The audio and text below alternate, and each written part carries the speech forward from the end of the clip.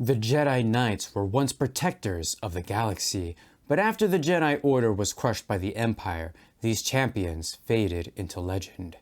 However, the ideals of the Jedi cannot be destroyed so easily, and new Guardians rise up to continue their predecessors' endless battle for justice, compassion, and honor. Begin your quest as a champion of the downtrodden with Keeping the Peace. This supplement expands upon the Force and Destiny role-playing game, adding new content for Guardians and any other characters who hear the call of justice in a galaxy of oppression. Draw your lightsaber to shield the meek, forge your own armor, and become a hero whose legend transcends even death. This is a review of Keeping the Peace. Let's dive in.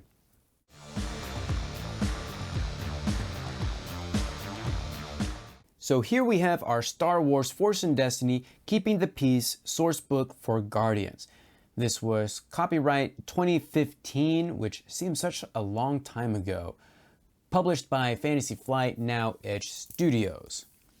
The introduction explains just how Guardians fit into the Star Wars universe. It's pure fluff, but if you like that sort of thing, then you might just be interested. Although you get something similar to it in the first chapter, but with specific specializations of the Guardian career.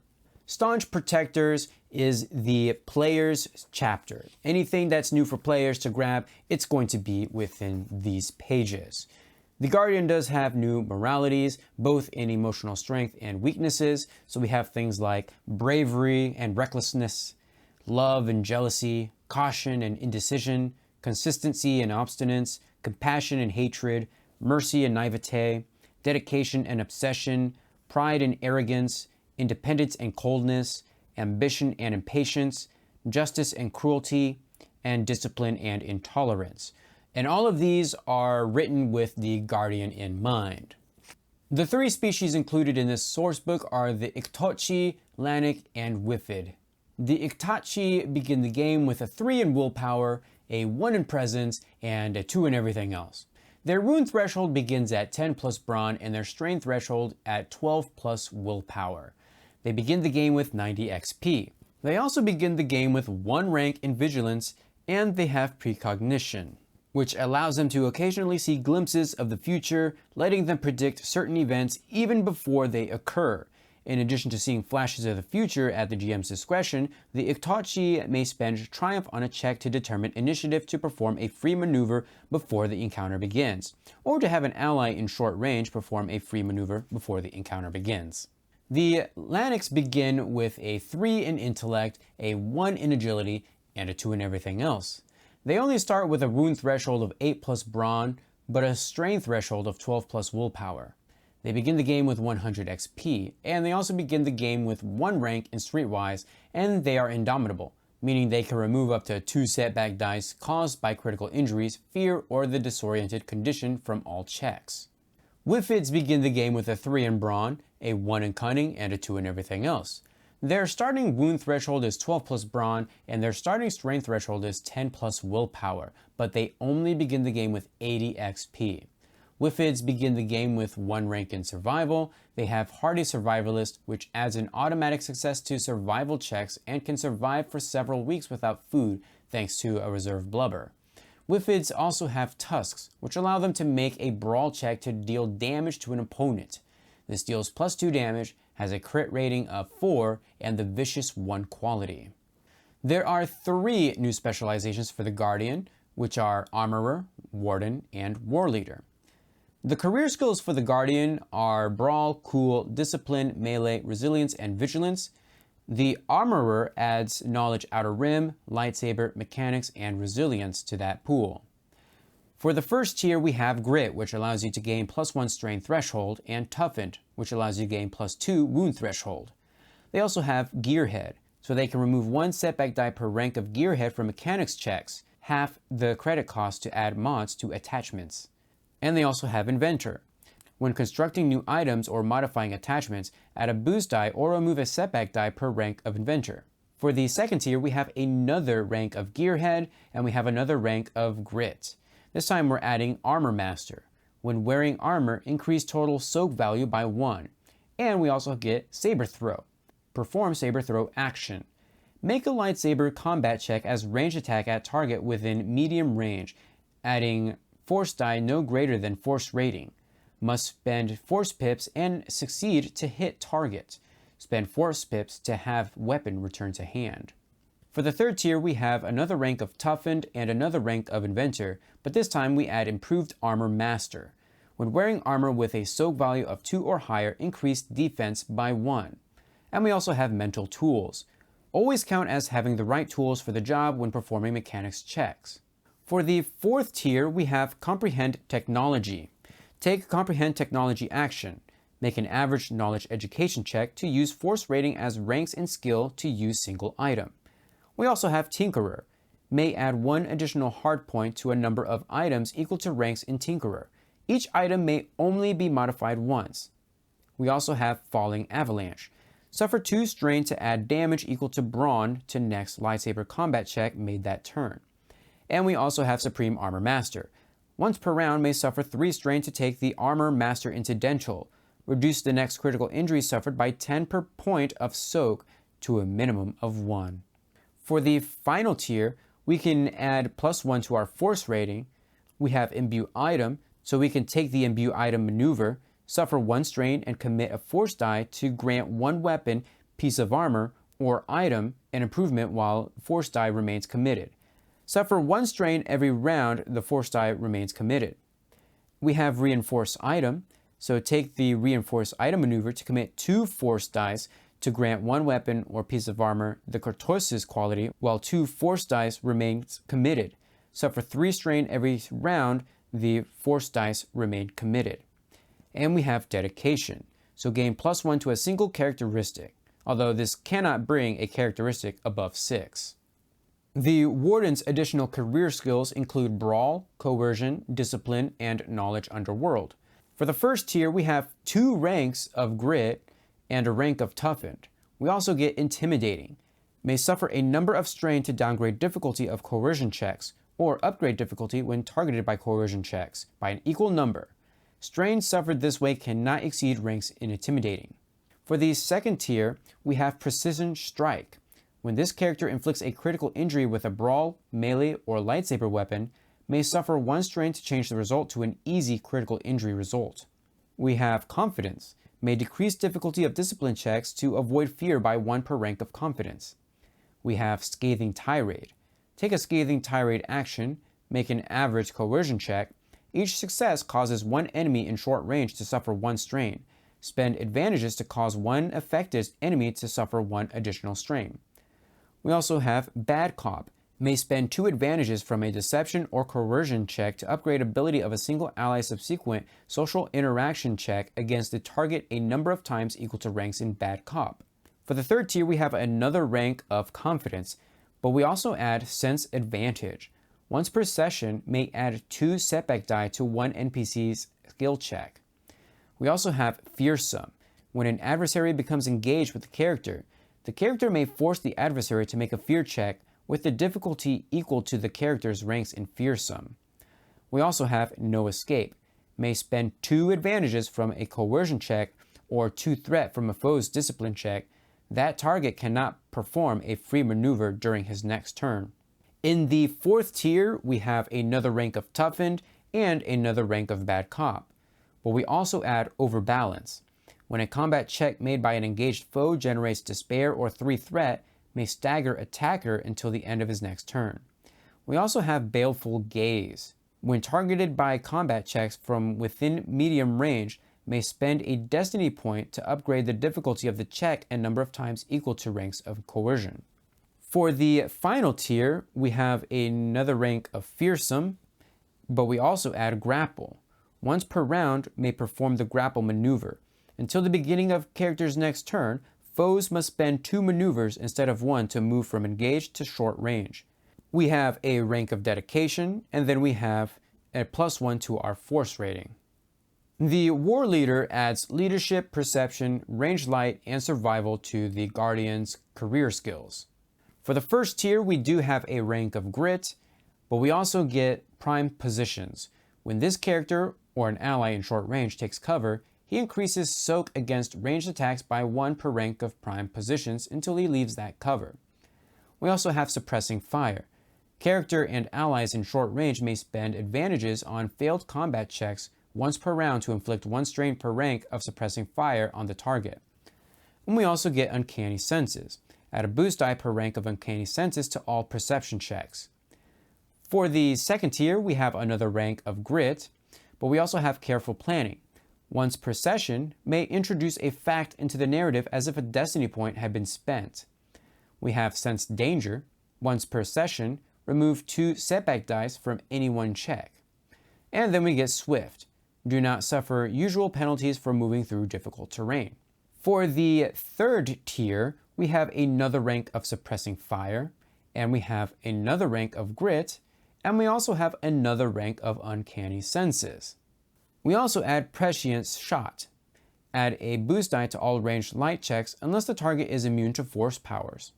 For the fourth tier, we have another rank of prime positions, but we also add coordinated assault. Take the coordinated assault maneuver. A number of engaged allies equal to leadership ranks add advantages to combat checks until beginning of next turn. Range increases per rank of coordinated assault. We also have blind spot. This character and allies within short range add advantages to combat checks while benefiting from cover. And then we have forewarning. Perform the forewarning action. All allies within medium range increase defense by character's force rating until they act in the encounter. For the final tier, we have clever solution. Once per session, make 1 skill check using cunning rather than the characteristic linked to that skill. We also have dedication and a +1 to our force rating, and then we also get prophetic aim. While benefiting from the aim maneuver, despair from this character's ranged heavy and ranged light checks cannot cause attacks to hit allies engaged with the target. Guardians have a new motivation, oaths. This will add things like love, homeland, departed, species, ward, the republic, the balance of the force, artistic legacy, life itself, and justice to the Guardians' motivations, although these are very specific towards Guardians. In addition, the Guardian has 2 signature abilities, Fated Duel and Unmatched Heroism. Signature abilities are powerful, usually once per session abilities. These are attached to the bottom of a specialization that matches the career for that ability. There are also upgrades that you can purchase that make them substantially better. Fated Duel's base ability says that once per game session, during a combat encounter, the character may spend 2 destiny points and make a hard discipline check to challenge another character. If he succeeds, the 2 characters are locked in a duel for 3 rounds. For the duration of the duel, the 2 dueling characters can only make attacks targeting each other, and no other characters can target the dueling characters with attacks, or otherwise intervene. Unmatched Heroism's base ability says that once per game session, as an out-of-turn incidental, the character may spend 2 destiny points. For the next 2 rounds, whenever an ally within short range is targeted by a successful combat check, the character may suffer 2 strain to move to engage range of that ally and become the target of the combat check instead. In addition, we do have a force power here called Suppress. Suppress's basic power says that the force user can dampen the effect of incoming force powers, dramatically diminishing their effect on himself and his allies. The user may spend force pips to add automatic failures to force power checks made against him or any ally within short range until the end of his next turn. Some of the upgrades for this include range, duration, and strength, which would allow you to add an additional automatic failure equal to strength upgrades purchased to hostile force power checks, which is really nice. We also have things like mastery, so the user may make a suppressed power check along with an opposed discipline versus discipline check, targeting another force user within short range. If the user spends 2 force pips and succeeds on the check, the target force user immediately uncommits all force dice and ends all ongoing effects of force powers and force talents that required committed force dice. So this can be a very powerful tool against things like the Sith or even just other force users. Swords of Justice is the new gear section for players to grab. For ranged weapons, we have things like the Blastech DLS-12 Heavy Blaster Carbine, the Palandrix KO-2 Heavy Stun Pistol, the Security S5 Heavy Blaster Pistol, and the Sight 145 Replica Blaster Pistol. Only the Palandrix KO-2 Heavy Stun Pistol deals only stun damage. 2 others actually have a stun setting, while the Blast Tech DLS-12 Heavy Blaster Carbine does not have any stun capabilities whatsoever. For brawl and melee weapons, we have the Shield Gauntlet, the Electronet, Energy Buckler, Parrying Dagger, Parrying Vibroblade, Rhodian Cryogen Whip, Sith Shield, and Snap Baton. For new lightsabers and lightsaber hilts, we have the Guard Shoto, Temple Guard Lightsaber Pike, and those would include the hilts as well. For new armor, we have the Kresh Luck Armor, the Heavy Battle Armor, Jedi Battle Armor, Jedi Temple Guard Armor, Jedi Training Suit, Kavdan Power Armor, Coromandane Half Vest, and Riot Armor. We do have 3 new droids in this book as well. So we have the CV3 series Guardian Droid, the Marksman H Combat Training Remote, and the RMD-20 Eye in the Sky. We also have other equipment as well, such as the PX-7 Heat Sensor, the Veridicator 200, a blood scanner, a Med Aid patch, the ALDR-8 Grav Binders, personal transponder, stun cuffs, the A99 Aquata Breather, the Instamist Generator, Jedi Utility Belt, Luma Flare, Lightsaber Maintenance Kit, and the WJ-880 Blinding Helmet. In terms of new vehicles and starships, we have things like the D4 Mobile Defense Platform, the D4S Projection Platform, the Rufescent Cargo Hauler, the TSMEU-6 Personal Wheel Bike, the Blade 32 Superiority Fighter, the M12L Kimogilla Heavy Starfighter, the Mytil Starfighter, the Barlaws Class Medium Freighter, the ND-47 Stalwart Bulk Freighter, the Barrage Gunship, the Penumbra Stealth Freighter, and the VCX-100 Light Freighter. No Matter the Odds is the chapter that serves as the advice and toolkit chapter for GMs. You get an overview of how to include Guardians into your campaigns. Something of use is how to go about mastering a technique, most likely through training. The book gives the example of mastering a lightsaber technique. Mastering techniques usually impose some sort of a complication for using the skill. For example, when the character makes a skill check using a partially trained ability, the GM upgrades 1 purple die to a red. This ensures the possibility of a dramatic failure should the despair be rolled. Threat represents difficulties caused by improper execution of the technique or incomplete knowledge. Or the PC must spend 1 destiny point to attempt to use the partially trained ability. This is considered the single allowed use of a destiny point for any associated checks. The PC gains double the conflict from spending dark side points and double the strain from spending dark side when using a partially trained force power. The PC suffers 2 strain for failing the check and 2 strain for each threat on the check, or the PC must spend a destiny point to commit a force die and spend 1 additional destiny point at the end of each round the force die is committed. So really just overall good advice for when a character receives some sort of a technique from a master or something like that. You don't just have to wait until they level up. You can actually implement this rule set and kind of create some interesting scenarios as well.